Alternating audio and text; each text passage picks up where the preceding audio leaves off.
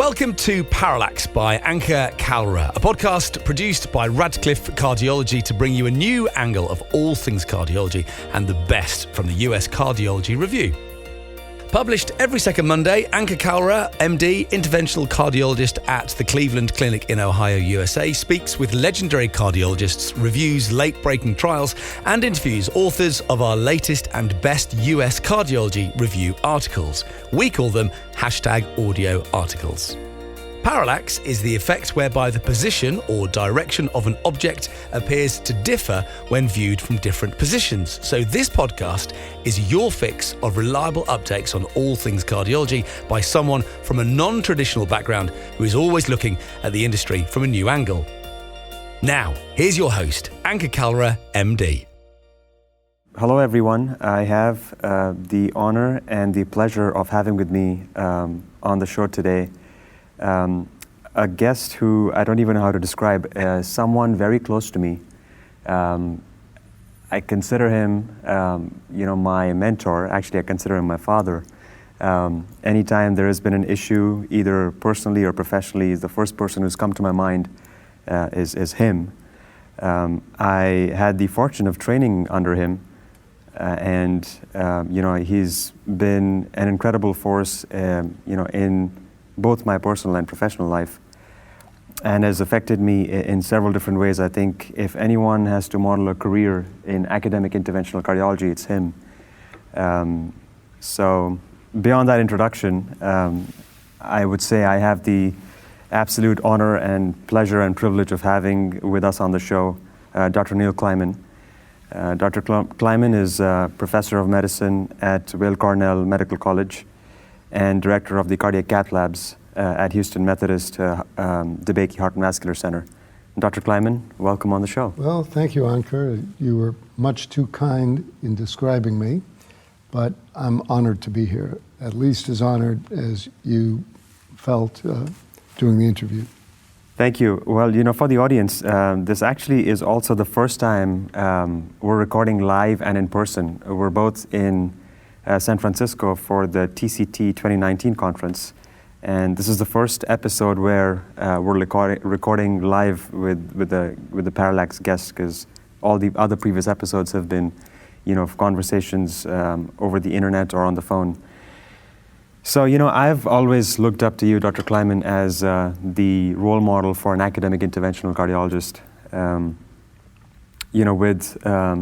With career that you've established in translational science, the field knows that you're a platelet guru, and with how you've managed to be clinically productive and clinically relevant and directing the cardiac cath labs at a world-class center for cardiovascular medicine, and also being at the cutting edge of clinical research when it comes to transcatheter valve therapies. So you've sort of checked all boxes of, being relevant clinically, being relevant in clinical research, and also doing translational work. So there's not a better person or a better guest to actually talk about how to establish a career as an academic interventional cardiologist, because, you and I were talking when we were at the posters that it's incredibly hard. It is difficult. Actually, I'm not sure it is. I don't think I found it difficult to establish an academic career. That is not the same as saying it's smooth, it's easy, and it's always fulfilling. Those things it's not. But once you've decided that that's what you want to do, things do start to fall into place.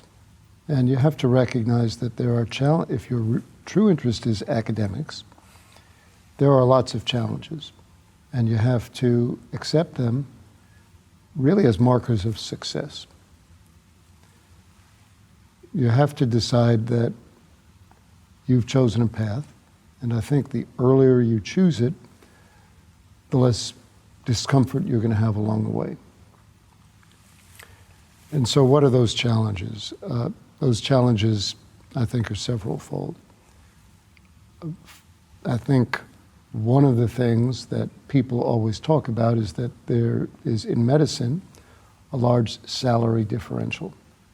Now, the truth is, There is. It's probably smaller than it used to be, but physicians are not underpaid, although it always may feel that way.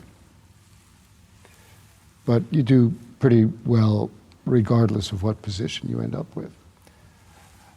Other challenges that I think are probably greater and more difficult to overcome is that you have to wear multiple hats at the same time, and usually you have multiple bosses to whom you have to report. That's not so easy, and that takes a little more than just deciding this is what I'm going to do. So when people come to me and they say, what are the first things I have to decide, I tell them, number one, look at the long run and the fulfillment that you'll ultimately get by feeling that you've changed the world a little bit. And number two, try to streamline things. And that's very important. So what does that mean? Well, it means this.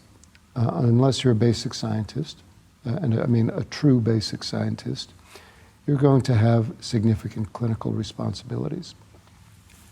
I think that is going to increase in intensity rather than decrease, just because of economic pressures. What's important is that you try to keep things within a narrow realm. If you're going to be interested in, well, even more than that, your research needs to be in the same area as your clinical expertise. So, for example, and let me just make one up. Sure. If my interest is in interventional cardiology, I don't want to be the guy investigating mechanisms of ventricular tachycardia or looking to discover new neurohormonal moderators of heart failure. That makes sense. Sure. It makes sense. It's easy to say, but not everyone does that. Some of these things may be very intellectually interesting, and some of these things are fascinating to read about. When you get some time and you're going through literature, you should read about other things. You should learn a little bit about them, but you shouldn't concentrate your efforts there. That diffuses your energy too much, and it makes it tougher to stumble across the small observations that you'll be able to run with, maybe write papers about seemingly minor observations, and then develop them into larger studies. Those are very important and so certainly very important insights, but also insights that no one really talks about, right? When you go to conferences that are organized by professional societies and state chapters, no one really gets into the nuances that like you have, and I think that's why it's important and it's crucial for someone like myself in the early career phase when we're still trying to figure out what are we going to do, what am I going to do to be academically relevant. I think it's important to have that insight and that lesson.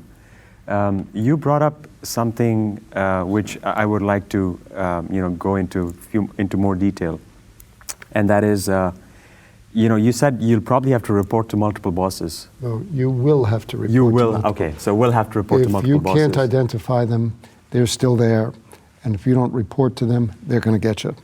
So yeah, talk to us a bit more about that. Like explain the nuance of that statement, because I'd really like to get into the details and the specifics of that statement.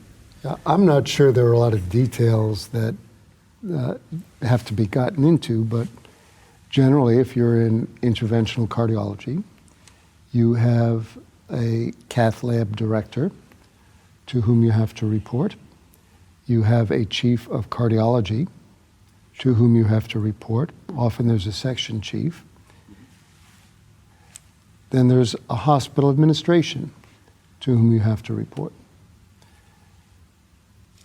And in many circumstances, there's a chief of medicine, although whether you report to the chief of medicine or not sort of depends on the structure of your institution. But you really do have to make these people pleased with what you do. You may not make them happy, but you have to recognize that the pressures, the needs, the things that they see as important aren't necessarily identical from one to the other. Mm-hmm. And you have to respect that. Mm-hmm. And you have to recognize it's not reasonable for everyone's goals and everyone's perceptions of needs to be aligned. So hospital administrators are generally concerned about publicly perceived quality metrics. They're generally concerned about profit and loss. Department chiefs are concerned about research. They're concerned about education. They're also concerned about quality. They're also concerned about profit and loss, maybe not identically to hospital administrators. So there's some overlap, and there's some things that are disparate. And that's why, for example, if you're flying an airplane and you look at the instrument console, there are multiple gauges on it because there are multiple things that have to be monitored. I think, I wish I were the person who came up with that analogy, but I'm not. But I think an academic career means monitoring all those gauges and recognizing that not all the needles will be pointing in exactly the same direction. That's really good. And I'm not a pilot, by the way. Sure. I mean, that's a really good analogy. You know, it's I've been 2 years out and into my third year, and you know, I've found it incredibly hard. So first of all, there is no quote-unquote protected time for doing research. Right. Anytime anyone tells you they'll protect your time, they're lying to you. Or they may not be lying, but psychiatrists call it magical thinking. That's a good way to put it. But you know, so what I've realized is, you don't have protected time, so you have to become very efficient with time management. You also have to get very creative with time management. You have to balance, you know, your own health, family. You have to balance, you know, academic productivity, and obviously clinical responsibility comes first, because like you said, the administration and even your department and division would really want you to be clinically busy. And I think it's important for interventionalists early on to get busy in the lab. I mean, So that's very interesting. It is important. It's very important, because if you don't have a clinical presence, you really don't have very much of anything. On the other hand, as a young interventionalist, you want to be, part of you wants to do as many cases as you can, and as many complex cases as you can. And basically, when I was a young interventionalist, if someone said, hey, here are some shackles, put one on one leg, we'll chain you to the cath table and throw you a piece of meat every once in a while, I would have been delighted. But, you know, that doesn't always work. And the reason it doesn't is all these things take time. There are all sorts of extra lab things that go along with doing a case and that become part of your responsibility and should be your responsibility. But if you're doing too much of that, then you're not able to spend time developing the academic side of things. You're not able to pursue a research project. You get called out of important situations, laboratory, meetings, conferences that you absolutely have to be at. So it's important to keep that balanced. And, you know, part of the way I did that is I said, look, what do you do when you're doing a case? You leave your pager or your cell phone with someone else. Even if it's the cath lab staff, it's away from you, and you have a good excuse to be focusing on the screen and the equipment that's lying right in front of you. And of course, the patient. I'm not a golfer, but I would imagine golf is very much that way too. So in a sense, doing interventional cases takes the role of a pastime and a release. So you have to recognize that. It obviously isn't. It's very tense. You're responsible for some very critical moments in a patient's life. But at the same time, there are other stressors that it enables you to dodge temporarily. Don't get addicted to it. View it as a part of your responsibilities. Enjoy it, love it for what it is, am I allowed to say damn? Yes. That's about the limit, right? Get damn good at it, but recognize that it is a part of your responsibility. It's not everything you should be doing. Mm-hmm. That's a good analogy. You know, so when I was recording this with another speaker on the podcast, Kavita Chinayan, she's a cardiologist at Beaumont in Michigan, and she's a meditator and a yogi, and she's an imager, and she's also written several books, on meditation and. Well, in all fairness, I'm an imager too. Yes, all of There are us. different kinds of imaging. I agree. So what I was trying to get at was when you said that that's a bit of a. So being in the cath lab is sort of takes you away from all the other aspects of busyness as a cardiologist that you have. They're stressors. Yeah, they're stressors. So what I was discussing with her was that the time in the cath lab is one time when I'm very mindful. Like, you know how you could be doing something otherwise when you're just not, so when you're not in a case, but like, so in front of a computer screen or, writing a paper or addressing a page, your mind could wander into different directions. But when you're in the cath lab, you're very mindful of everything that's happening in the moment, so at present. So I completely agree with you, and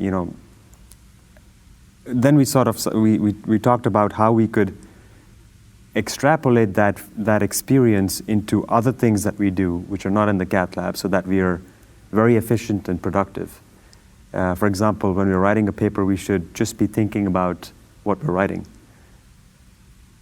Right. And if you can find a way to take your data and escape where you can't be reached, that's wonderful. Now, that doesn't necessarily fit well with being an interventionalist, particularly if you're on STEMI call. Yes. You cannot turn your pager off, you cannot turn your phone off. Yeah.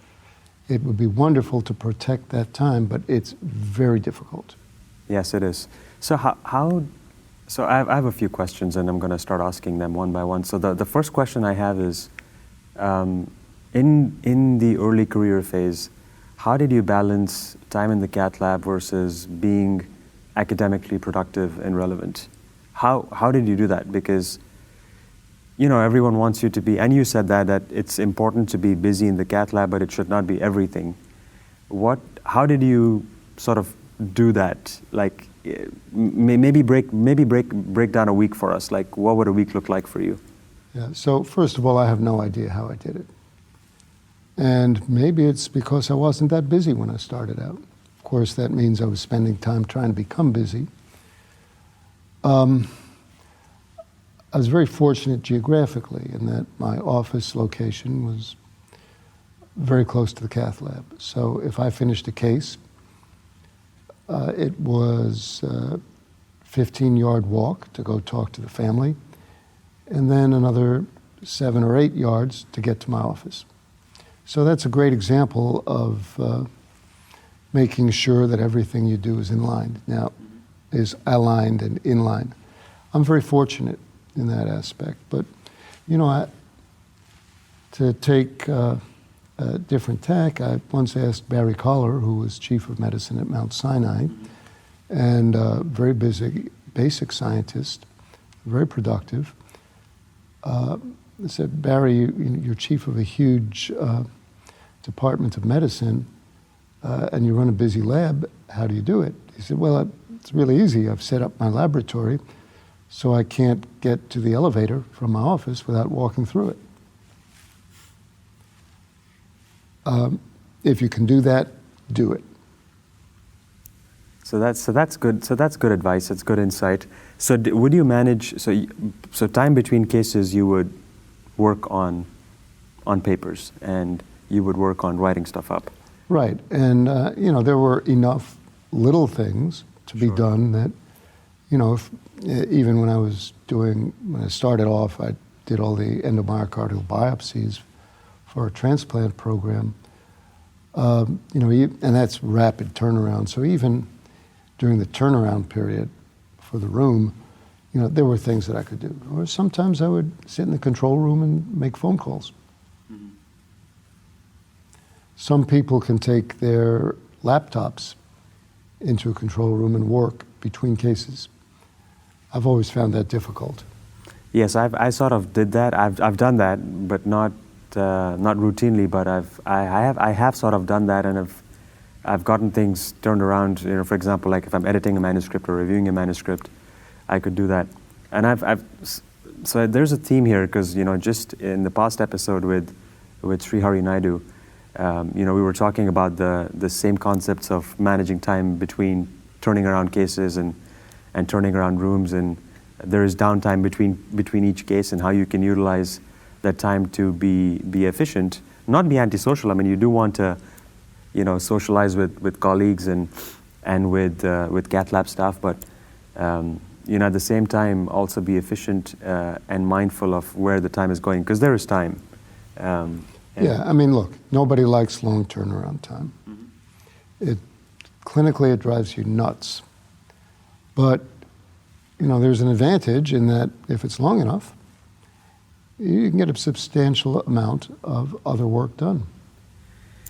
That is true. So moving to the next question then is, how so you are the director of the cath lab, and you've mentored several young careers, and you run a fellowship program. What are the elements that you're looking for when you are hiring a young faculty member into your division or your department? What are the elements that you're looking for, and then how do you monitor progression in that person's career? So I want someone who's smart. Mm-hmm. I want someone who's clinically capable. I want someone who's going to get along with people, whom people are going to like, who's going to encourage growth in the lab, not someone whom no one will ever want to send a patient to. And then I want someone who's got academic interests, who's shown me that they can write a paper, not that they can write 100 papers, but that they've got an interest in amassing data, putting it together, and turning out a finished product. Mm-hmm. And obviously, I want someone who's got technical skills. These days, I don't think it takes a lot of technical skill to do 99% of cases, because the equipment is so user-friendly. But, I want somebody whose clinical judgment is going to be there. Someone who's going to be able to manage what's a good way of saying bad? Manage some of the bad things that can happen during a case. Yeah. So just the complexities of a case. And I want someone who's going to teach me something too. Remember, education is never a one-way street. Mm-hmm. The smarter the coterie that you surround yourself with, the smarter you're going to get. That's an incredible point, and I'm not Bill surprised Gates that said it, not me. I'm not surprised that it's coming from you. I've not heard that from a lot of people, but I'm not surprised that it's coming from you. Bill Gates was good enough. So these are all great points, and thank you for sharing them. And then, just as an extension to this question, is how do you consciously monitor progress in someone's career? Like if you hired someone, and now someone is 3 years out, 4 years out, and is your junior partner, do you consciously or deliberately monitor progress and have conversations with that that individual time and again? Absolutely. And I encourage them also, when there are questions that come up, career decisions, come to me. So how do you do that? Like what do you go over with? Do you go over academic progress? Do you go over clinical progress? How does that play out? Clinical progress is pretty openly visible. Mm-hmm. I've never felt compelled to ask anyone how they were doing clinically, because I know what goes on in the hospital, I know what goes on in the clinic, and I especially know what goes on in the lab.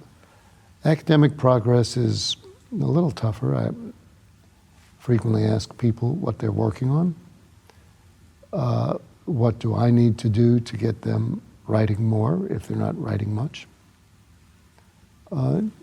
So far, I really have found that pretty easy. Has that been a challenge? Because like not everyone is as motivated to write, right? I mean, it's nothing against anyone, but it's just how. But remember, you don't build a baseball team with 9 pitchers. Mm-hmm. You don't build a section or department with everyone doing identical things. Some people are going to write more than others. Some people's academic interests are going to be stronger than others. Some people are going to want to spend more time clinically than others. You have to recognize that, and you have to respect that. Sure. And you have to have a balance. No, that's a great point. So, and you know, academics does not only mean like writing papers and publishing papers. It could also mean education, right? Education for the cath lab staff, or for education for fellows, for house staff participating in. And education for the community. As well. That's really important. Yeah, I agree. So, how do you measure those? Do you encourage those in faculty, or? Yeah, we are told we have to do it, and we do. No one will ever argue with that. I don't know how to measure it. I mean, we live in an age of metrics. I'm sure that our institution is measuring these things very precisely. We're always asked what extramural educational activities have you led or participated in. I'm sure I'm a box on somebody's check sheet. That's okay. I know what the people whom I'm responsible for are doing. Sure. Now, so speaking of which, I mean, you know, Methodist Methodist. So it's technically Houston Methodist. Houston Methodist. I apologize for just saying Methodist. Yeah, don't worry. Soon it'll be a full paragraph. It's now the Houston Methodist DeBakey Heart and Vascular Center. So soon it'll be a full paragraph. Sure. So I'll say the Houston Methodist DeBakey Heart and Vascular Center. Right, and then we'll extend it some more, and you should see what'll happen to the domain name on the internet. So there is an education institute, right? Right. And is that part of the new tower, or is that something which is infrastructure-wise? Is that something which is separate from the Heart and Vascular Center? Well, the infrastructure is really very interesting. The office they have, which has a full TV recording studio, is on the 4th floor of the building that you worked in, the Fondren Brown building. But if you walk into those offices, this is amazing stuff. It's a full television studio. Wow. It looks, and I would imagine acts just like one of the network TV stations that you see on the news. I actually have I've seen videos of it, shared on social media, on Facebook and on LinkedIn, and it looked. I mean, I agree with you. It looked like an ESPN studio. Yeah, and there's a similar recording studio in their office, and both of these actually are in the old building. If you're interested, on the 4th floor. One's about 10 yards from my current office. The other is actually in. It's in one of the old cath labs. So clearly the department has invested into education. Yes. And the department values education.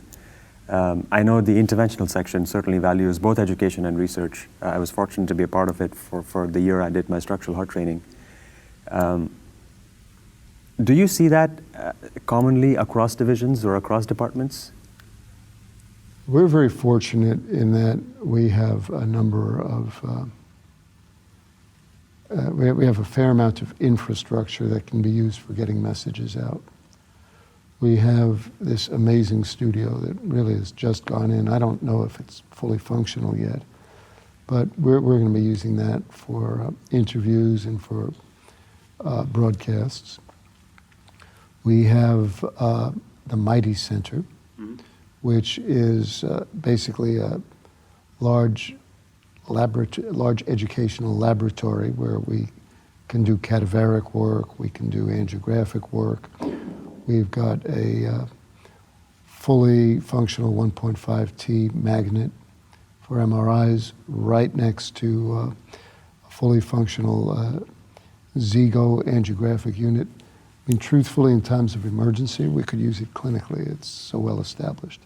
But it's great. It's got broadcast, transmission capabilities. We routinely bring people in there for a variety of educational conferences, a lot of hands-on experience, a lot of cadaveric work, a lot of animal work, a lot of dissections.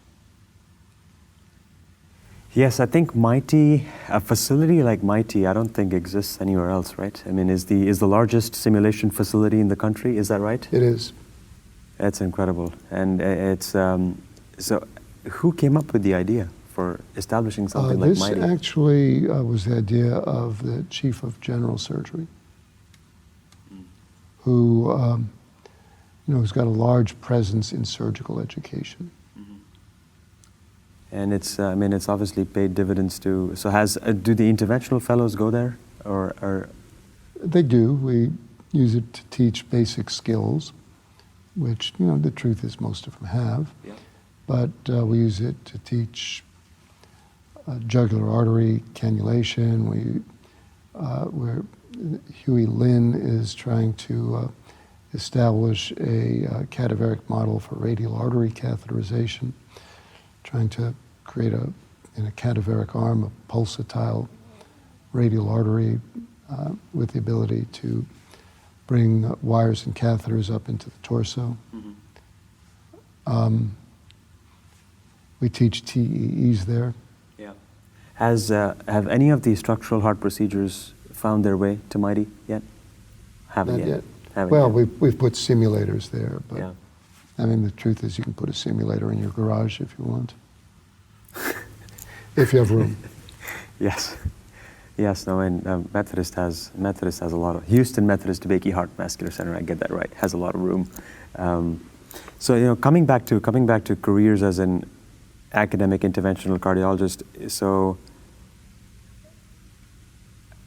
you see yourself now, and you see other early careers now that are flourishing or getting established, and you see mid-careers. And maybe it's not fair to compare because times have changed. No, it's very fair. I mean, what do we do that hasn't changed? So, I mean, in comparison to when you started out and what you see coming out now in terms of, what people are doing, is there any difference? Do you see any difference? Yeah, I do. I think, obviously, we've gotten a lot more digital. The truth is, people coming out now are much more facile with the digital world than I am. Back in the day when for example, if you submitted an abstract to the ACC, you had to get your data well in advance. You spent a tremendous amount of time with a typewriter and a box that you measured out with a ruler and drew on a piece of typing paper, typing it so that you'd meet the word count. And let me tell you, I got really skillful at doing it. So when we use the electronic things available today, I have no problem. I can take any abstract, even if it's as long as War and Peace, and make it fit. I don't know how easy that is for you guys, but we learned that. And you use whiteout, you use type overs, but you had to make sure you had the right font. There were tricks, but that's for an example of things that we do digitally now that we didn't even dream of. And that's the simplest example. You're very active in the social media world. That's completely different.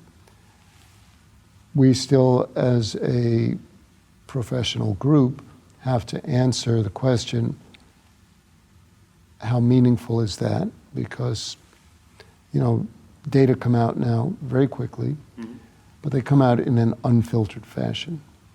So peer review is something that's very different. You know, every statement used to be scrutinized very carefully to make sure that it was supported by the data that were presented. The data themselves were scrutinized very carefully to make sure that they were internally consistent, that you know, the statistical analyses were done accurately. That's much tougher to do now because of the multiple sources that things go through, the fact that they don't necessarily have the kind of filters that they did, and the fact that they come through so much more quickly now. Of course, you know, the other side of this is data can be crunched more quickly. We understand some of the statistical techniques a lot better than we did. There are many newer statistical techniques. So, you know, it's not so single-faceted. I don't want to sound grumpy at all about it because I'm not.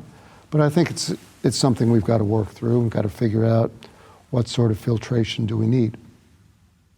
Yes, I mean, so social media is out there and has become, you know, journals have embraced it, and the other thing is there are so many journals too right now. I mean, there's an ever increasing number of journals, and they just keep growing. What do you have to say about that? What do you think about that? You know, I mean, there is a family of journals with every major brand of journals that you take. Do we need that many journals? What's happening? I mean, it's no, we don't. We don't. I mean, we need papers to be well written. We need them to be thoughtful. You know, the reason we've got so many journals is several folds. Number one, you know, we have a lot of data now because of modern electronics and the fact that many studies are so large. It's easy to do multiple sub-studies, much easier than it used to be. So the data are bigger. The numbers can be crunched more quickly. There are more people to do it. And remember, the larger your sample size, the more analyses you're able to do. Number two, we've got more people who are interested in doing analyses and want to get them published. And that's got to be recognized as well. Part of what we do is we bring up younger people, and part of the way we encourage them is say, look, you can write a paper. You can get it published. We want that to happen. And then number three, there's prestige that goes along with editing a journal. And so there's motivation to create new journals. The downside of it, of course, is the more analyses you do, the more papers that are published, the more likely it is that some results are going to be spurious. That's got to be recognized. The fact that something is in print somewhere doesn't necessarily validate it. And so there's information overload as well. Yes, I mean, you can't possibly keep up with every cardiac journal that's out there now. So, you know, in concluding our discussion, and you know, thank you for your time. I think it's been great having you. What advice would you give to someone in early career like myself, and in someone in mid-career? Is like, how do you constantly keep a barometer of evaluation for your career as you're progressing along? Because, you know, years can slip by and you can get busy with family or can get busy clinically. Well, years do slip by, and you do get busy clinically, you do get busy with family. And this happens. This is the way it's meant to happen. How do you still keep you know, your academic career in track if you've truly signed up to be an academic? You know, how do you keep that in track? Well, you have to keep in mind, what are you going to be judged on? You're judged on the number of papers you write. I'm not. I'm judged on how many people do I bring up and what do I do in studies globally. And so for that, you've got to keep your ear open to what your peers are thinking about you, how often they come to you for advice. I'm talking about your peers, not necessarily the people that you've trained. And do people listen to you when you talk? And so thank you for that. And then on a concluding note, I have heard from fellows, the current fellows at the Houston Methodist DeBakey Heart and Vascular Center, that the Journal Club is still going strong. Yeah, it is. It was one of my most favorite features of the fellowship. We wrote about it yes. in Jack Yeah, Interventions. no, it's pretty neat. And I would actually like to come when I can. You are welcome. Remember, actually, anyone listening is welcome. It's the third Thursday of every month, with a few exceptions. And it's there are some tricks to it that I will not reveal publicly. And it's the same menu, it's the same location. You eat the same salad, I eat the same salad. Yeah, same salad for me every time. Same location, just, look, if you're going to vary locations, people are going to show up in the wrong place, and that becomes miserable. Yeah. So when am I expected in Houston again, Dr. Kleiman? Let's see, I think it's the 16th of October, but I'm not... 16th? I'm not sure. Happens to be my birthday. Well, oh, wow. Let's check, actually. Let's check. Is October 16th a Thursday? I'm going to check right now. I thought I gave the date to someone else. It's Wednesday. Oh, so it's not the 17th. Is that the third Thursday? Mm-hmm. Yep. We've got how 5. Do you use this thing? We've got 5 Thursdays in October, so 17th is okay. I'll get my tickets booked. Okay. Yeah, and there are some tricks for the evening that I birthday. said that I'm not going to reveal publicly. Sure. Well, Dr. Kleiman, thank you again. Thanks for coming and talking to us on Parallax, and we wish you all the best, and I obviously will keep coming back to you. Okay, great. Thank This you. is called Parallax? Yes. Learn something new every day. Dear cardiologists, we want to make this podcast about you and for you. So please email us your critical thoughts, comments and questions at podcast@radcliffe-group.com and visit uscjournal.com for more information. You can also follow us on Twitter, LinkedIn, Facebook and Instagram at Radcliffe Cardiology for daily updates. Join thousands of cardiologists and become a Radcliffean by registering to radcliffecardiology.com. You will receive regular newsletters and gain access to hundreds of expert interviews, educational webinars, clinical cases, and peer-reviewed articles from our 6 medical review journals on general cardiology, interventional cardiology, arrhythmia and electrophysiology, cardiac failure, and vascular and endovascular surgery. Thank you.